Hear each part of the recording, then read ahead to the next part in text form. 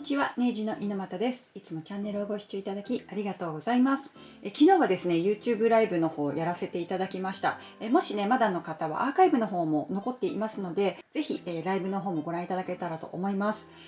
実はですね、こちらのショルダーを作る際にですね、ロータリーカッターを使っておりました。で、今回は、裁断の方法は紹介していないんですけれども、結構ね、ご質問多くいただきましたので、ライブで、使い方の細かい説明などを紹介させていただきましたので、ぜひライブの方も参考にしていただきながら、今回の作品作りに活かしていただけたらと思います。で、ライブの方が長いなっていう方は、一つ前の動画の方でも1時間ほどの動画になりますけれども紹介していますので、そちらもじっくりご覧になっていただきながらロータリーカッターぜひ活用していただけたらと思います。で、早速なんですけれども、こちらのショルダーはですね、全くね同じように作っているように見えて少しずつ変化を加えていますので、そのあたりもですね動画の方参考にしていただきながら皆様の手作りに役立てていただけたらと思います。それでは早速始めていきましょう。このチャンネルでは初心者様にも分かりやすいように音声で丁寧に解説する動画を紹介しています。ぜひチャンネル登録をして過去のコンテンツやこれから投稿される新着コンテンツなども参考にしていただけたらと思います。それでは準備するパーツの紹介になります。こちらは鎌倉スワニー様とのコラボ布第2弾で出来上がってきた生地になります。で、なんでまだ販売されてないものが手元にあるのかっていうとですね、今回もまた雑誌の手芸誌の方の企画になりまして、でその手芸誌の発売が9月になります。それに合わせて今回ですね、新しく出来上がったばかりの生地をいただいて、掲載作品の作品作りをし終えたところです。で、そのね、作品を作ってる時にちょっと間違えて裁断をしてしまったんですよ。で、気持ちよくね切れるもんだから全部この4柄カットしていたところなんですが、それでその時に定規の幅がちょうど8センチでそのままスイスイカットしちゃったんですよね。で、気づいたのがこの紫の時だったんですけどもね、すでに遅しだったので、この間違えてカットしちゃったやつどうしようっていうふうに考えた時に思いついたのが今回のショルダーでした。こちらの生地は先ほどもお話ししましたように、秋頃の発売になりますので、まだね店頭には並んでいないものになります。で、今回も楽天ショップなどあと店頭でも並ぶ予定なので、楽しみにお待ちいただけると嬉しいです。どれもね素敵な生地で仕上がってきております。こちらは幅が8センチのものですね。あと長さは布の端から端までカットしていますので、だいたい110センチになります。それからお好みでタブをご準備ください。あとはナスカンですね。これは仕上がるループの幅に合わせていますので、今回は2センチのものですね。20ミリタイプのものを2つ用意しています。そして同じく送り缶になります。送り缶はサイズ調節に必要なもので、こちらも同じように20ミリになります。あとこちらの生地の素材なんですけれども、こちらはね綿麻キャンバスになります。かなりねしっかりとした厚手の生地になりますので、肉厚でエプロンとかテーブルクロスとか、あとはカーテンとかクッションカバーとか、結構ファブリックにも優秀な生地になります。色もねとってもいい色で仕上がってますよ。ちょっとだけね先に紹介しちゃいますね。これはねブラックココアみたいな感じ、もうずっと欲しかった色なので、今回は自分のオリジナル生地として再現をしました。で、グリーンはね、こちらはたまたま出来上がった色なんですけれども、最高にいいです。そしてイエローですね。これマスタード。これは秋に向けてとってもいい生地じゃないかなって思います。スカートとか作りたいですね。皆様が作られる際、もうちょっと細いのがいいなっていう場合は、その細いタイプのもの ×4、例えば1センチで作りたい場合は4センチになるように裁断をされるといいかと思います。そんな風にして今回の動画もお役立ていただけたら幸いです。まず2つ折りにしてしっかりと折り目をつけましょう。アイロンは中温にしておきます。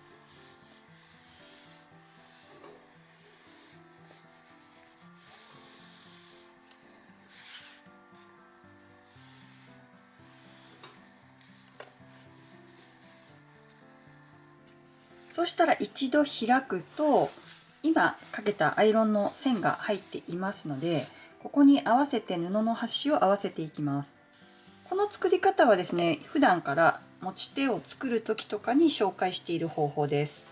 こうすることで生地の厚みが分散されて、同じ厚みでしっかりと仕立てることができるのでおすすめです。生地をねたくさん使うのでちょっともったいないなって思われちゃうかもしれないんですけれども、この方法が作りやすくて丈夫に仕上がっていくと思います。特にね接着芯などは貼らずに仕上げていきますよ。はい、そしたら反対側も同じようにして付き合わせにしていきます。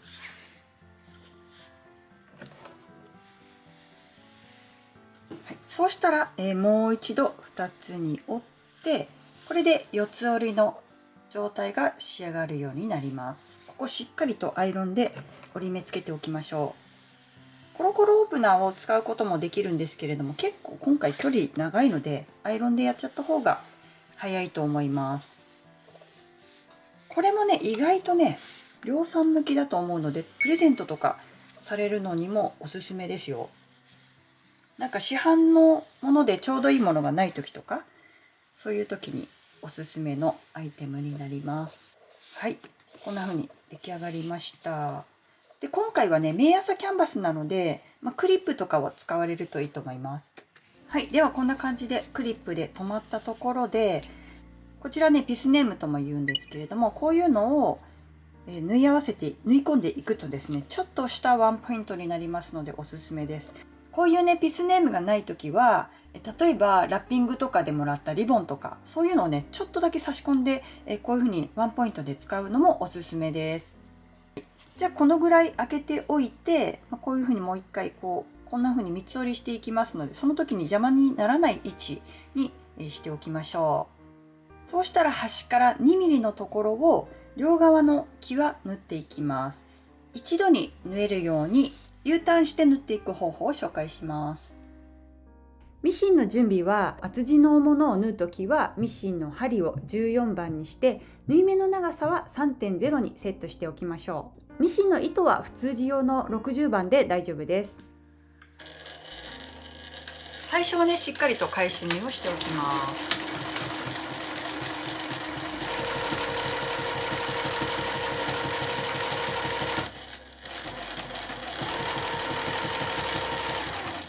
はい、そしたら縫い終わりのところまで来たら 5mm ほど手前で、針を止めて1回回転させます。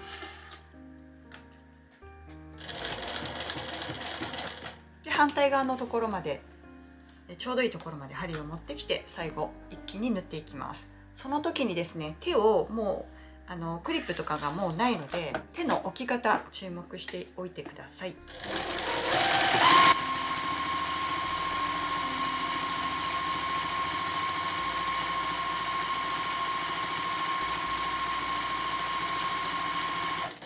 わかります？この感じで手をね必ず固定して、布がここからここまでは必ずまっすぐになるようにしておくと、長いループとかを縫う時に綺麗に縫えますので、是非お試しください。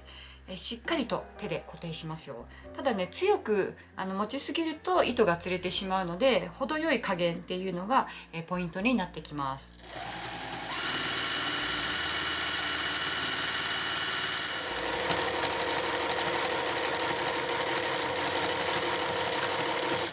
そしたら縫い終わりも返し縫いをしておきます。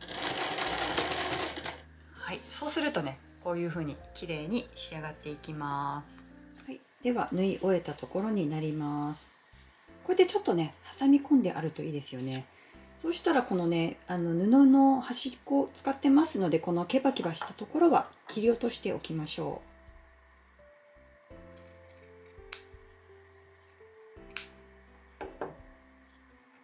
それでは金具を通していきます。クリップなどは2つご用意ください。これはね待ち針だとちょっと待ち針曲がっちゃうので、クリップがおすすめです。そうしたらですね、こんな感じで平らに置いて、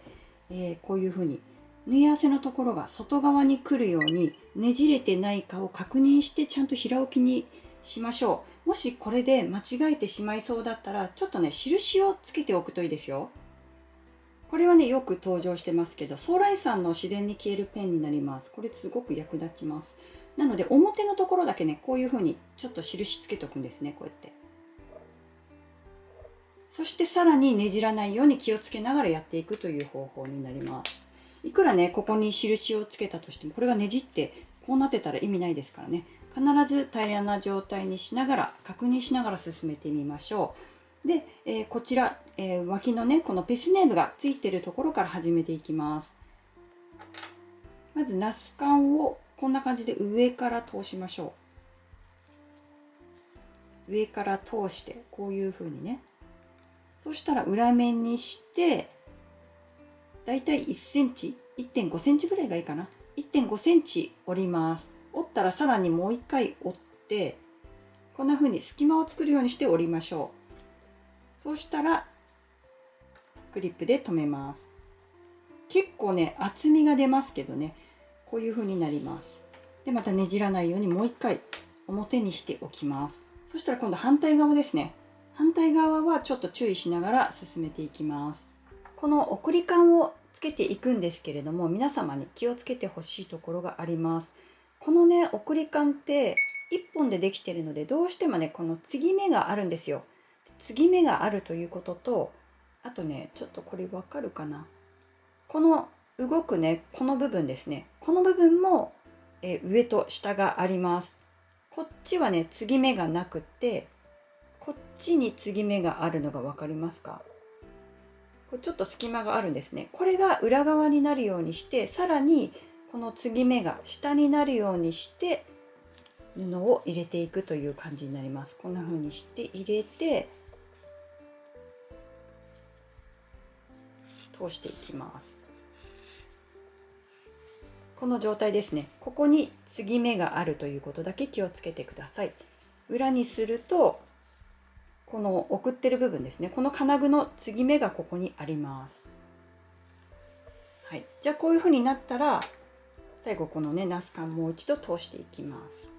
でこのナス缶通すの先ほどとは違って、ここからグーって引っ張ってこの送り缶のここのね中に通していきます。なのでちょっと動かして、あと布もね少しゆとりを作っておくんですよ、こうやって。そしたらまず奥の方に入れます。で入れたらちょっともう一回引っ張るとこの状態ですね。で今入れたのがこの部分で、これをもう一度ここの間のところに入れてあげます。はい、こんな風になって、そうするとここがね二重の状態になるんですよ。でよく間違えちゃうのが、ここからこっち側につけちゃうんですね、こうやって。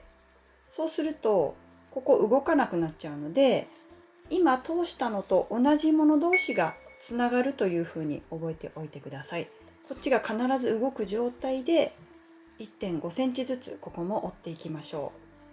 う。でここはね少しミシンの押さえとかによって縫いにくくなるので、だいたいここはね2センチぐらいあると縫いやすくなると思います。こんな風に合わせてクリップで留めます。ちょっとね込み入ってますので間違いやすいんですけれども、私も時々ねこの反対側につけちゃったりして出来上がった時にここが動かなくておーってなったりするんですけど、皆様ちょっとゆっくり気をつけながらやってみてくださいね。こんな感じの仕上がりになって、必ずこの布が動く状態になってれば問題ないです。そうしたらこの後ですね、あとはもう2箇所縫っていくだけなんですけれども、クリップで留めたところ、ここの部分ですね、端からだいたい3ミリぐらいのところとさらに5ミリ開けて縫っていく方法で仕上げていきます。同じようにこちらも縫っていきましょう。それから今回ですねちょっと厚みが増しますので、ミシンの針は14番で縫っていこうと思うんですけれども、家庭用ミシンはちょっとね縫い目がね詰まりやすくなると思います。そしてこの厚みでね縫えない場合、こういうふうに2つ折りにして仕上げていく方法も後でまた紹介していきますので、後半の動画の方もご覧いただけたらと思います。まずはこの状態で仕上げていきます。そうしたらこういうところですね、厚みがあるところを縫うときはまず最初に真ん中ら辺にね針を刺すといいですよ。縫いやすいところにまず針を刺して、そこからですね前に進んで返し縫いをしていくというやり方で紹介していきます。まずまっすぐ縫って、この布から針を落とします。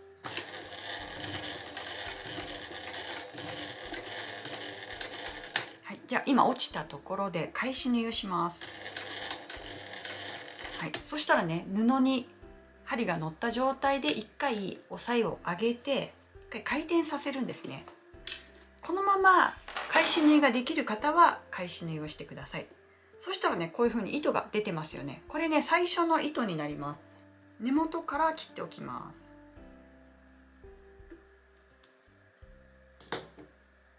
はい、そしたら、もう一回押さえを下げて前に進んでいきます。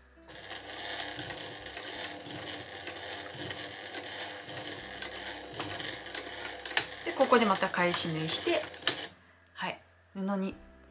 針が乗ったところで押さえを上げて、もう一回ね、こう回転させていきます。結構ショルダーって力が加わりやすいので、私はね普段30縫いをするようにしてるんですけれども、この方法で是非やってみていただけたらと思います。そしたらもう一度前に進みます。はい、そしたらもう一度押さえを上げて回転させて、最初に縫った縫い始めのところに戻っていきます。はい、そうするとこのような感じで仕上がります。しっかりと縫い止まってる感じです。このままでもいいんですけれども、もうちょっと丈夫にさせるために、この縫ったところから離れた 5mm ぐらいのところ、もう1本同じようにして縫っておきます。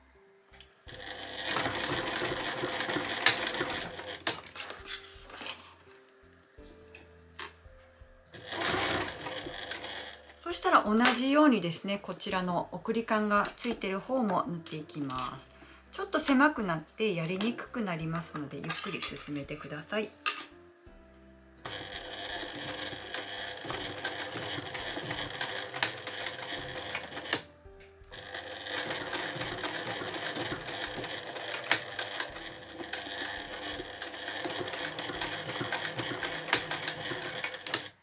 はい、いかがだったでしょうか。こんな感じで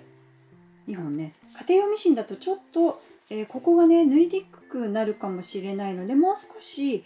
この外側に、留めてもいいと思います。こんな感じでね、2本で留めておくとですね、しっかりと固定されますのでおすすめです。で110センチの幅で作っていますので、一番長くするとここでもね余分になりますので、だいたい100センチになるんじゃないかなというふうに思います。これでショルダーにしてもいいし、送り感がついてるとサイズ調節ができるので、ワンショルダーにしてみたりとか、あとお子様とかにも使えるし、お母様とお子様とお揃いで作ってもいいと思います。あとお子様はね身長が伸びたりとかするので、こういうサイズ調節ができるものにしておくと長く愛用できると思いますので、今回の動画が参考になれば嬉しいです。それでは、先ほど、紹介していたようなちょっと厚みが出てもうちょっとやりやすい方法ないかなっていうところですね、紹介していきたいと思います。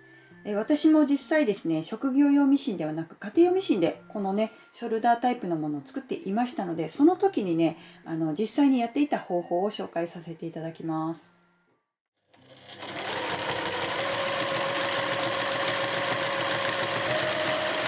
そうしたらですね、私がね初期の頃ねよくやってた方法なんですけれども、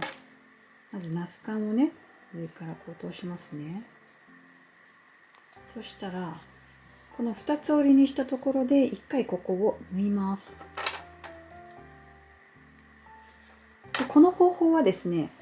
こういうねレースを活用していきますので、是非このお手持ちのレースも活用してみてください。はい、そしたらこんな風に2つ折りにして縫い終えたところになります。そしたらね、このねレースを使っていきます。レースはこの縫い目も隠すようにしてカバーしていくような感じです。裏にしたらこの端のところも包んでいきます。そうしたらこの縫い合わせのところに揃えてレースも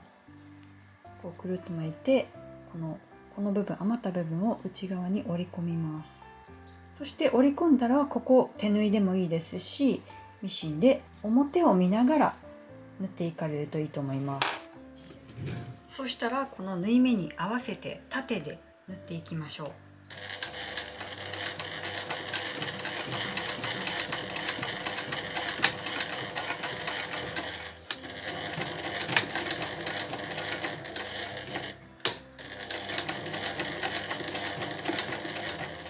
はい、これで縫い終えたところになります。縫うのはね、四角く縫ってもいいですし、今回はこの縫い目に合わせて縦2本にしてみました。裏面も綺麗に仕上がってると思います。こうするとね、同じミシンの糸と同じ色にすれば目立たないですし、縫いやすくもなりますので、是非試してみてください。レースもね、ワンポイントみたいになりますよ。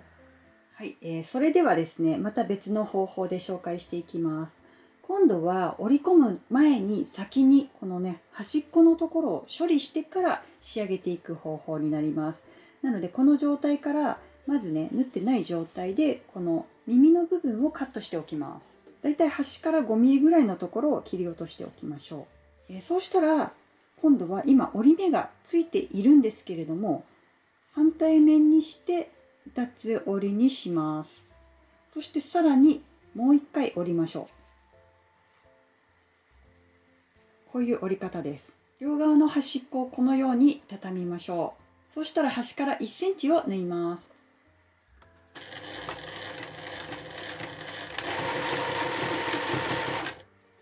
はい、では縫い終えたところです。これをね、今度ひっくり返していきますよ。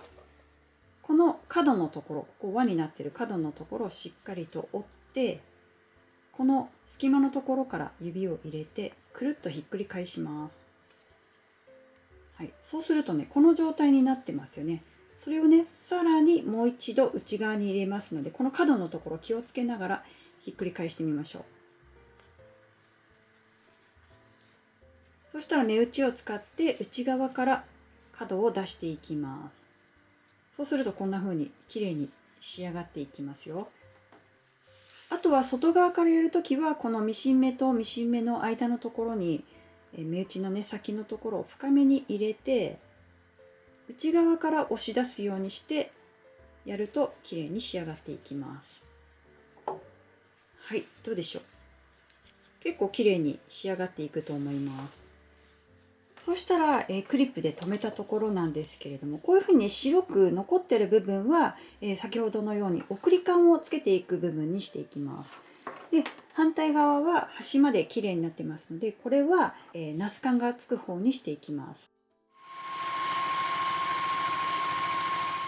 はい、では縫い終えたところになります。結構ね、この端のところが綺麗になってるので縫いやすくこれからねなると思います。そうしたら先ほどと同じように向きを整えて、このナスカンと送り感を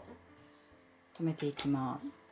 今度はね2つ折りになりますので1回パタンと倒れるだけで大丈夫です。こんな風になります。でちょうどこのね縫い代のところが厚くなってますので、厚みがある分ね少しぴったり揃っていくかなと思います。ちょっとこの厚みの部分意識してみてください。はい、では反対側は送り感ですね、先ほど紹介したようにですね、向きの方気をつけながら通していきます。はい、そしたら送り感を通した後もですね、ここも縫い代が畳んであるんですけど、ここはねもう少し幅が広い方がいいので2、3センチですね、こう残して、そしたら先ほどと同じようにして縫って仕上げていきます。はい、ではこんな風に縫い終えたところです。折りたたむよりは縫いやすいかもしれないですね。この方法もぜひ試してみてください。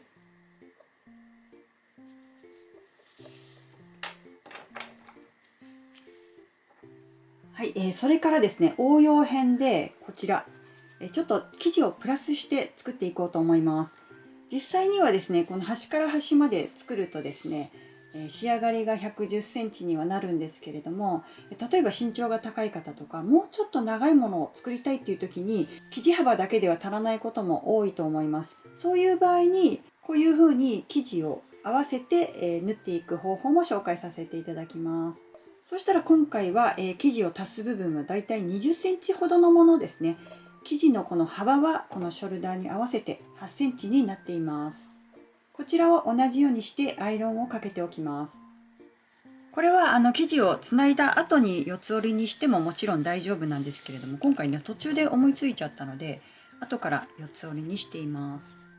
そうしたらつなぎ合わせる前にこの生地のところですね、端っこのところは一回切り落としておきます。このケバケバしたところですね、切り落とすようにこのちょうど色の境目をカットしておきましょう。そしたら足す方の生地を合わせて、ここでまず1センチで縫い合わせます。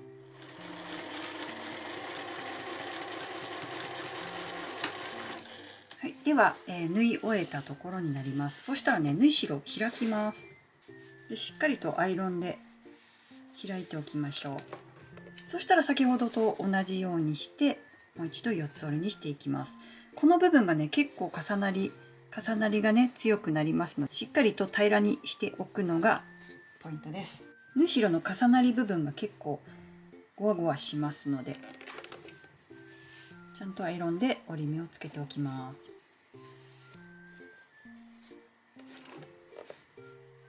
そしたら先ほどと同じように際を縫います。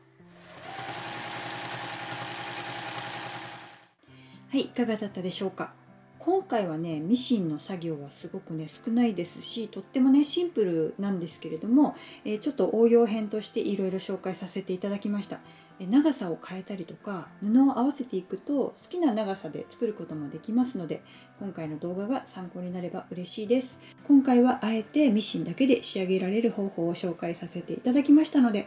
皆様の手作りにお役立ていただければ嬉しいです。動画が参考になりましたらグッドボタンで応援いただけますと大変励みになります。それからねチャンネル登録をしておくと新着動画の通知が来ますので、このねベルのマークチェックして、ぜひチャンネル登録もして、新着動画お待ちください。最後までご視聴いただきましてありがとうございました。それではまた次回の動画でお会いしましょう。サブチャンネルの方では旅動画の方を公開中です。この後はねヨーロッパ編がね公開されていくと思いますので、よかったら、旅の参考にもしていただけたら嬉しいです。